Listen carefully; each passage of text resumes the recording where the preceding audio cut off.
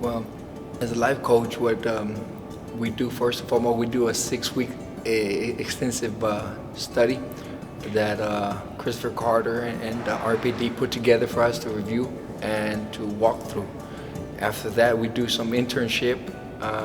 We might go and go tier walking here and there as the warden and major approves it, as well as sit in classes and watch other coaches teach as well. The mission of it is to really, to sum it up, it will be to help another individual reconstruct his mindset, his worldview, his paradigm.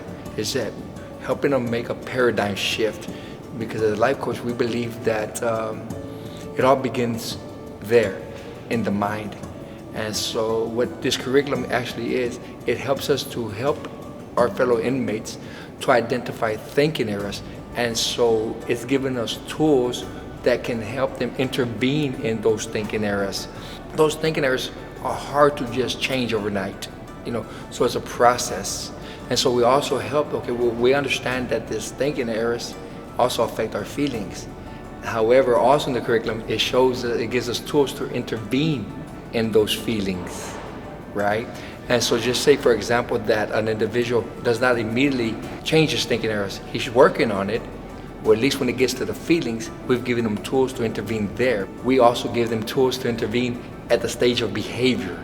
So it's three ways. Either we help them to identify thinking errors, we help them to identify trouble feelings. These are red flags that may cause them to feel behave a certain way, and we help them to identify red flags in their behavior and intervene at any one of those moments so that he can have a different outcome. But the one thing that really intrigues me is the awareness that these guys are now developing, that we coaching, that we were totally oblivious or unaware or asleep to. Just then our thoughts would just pop up, not even paying them attention, not realizing how much effect they had on our feelings, and because of that lack of awareness, we never questioned them, we never challenged that thought. Is it real? Is it based upon reality?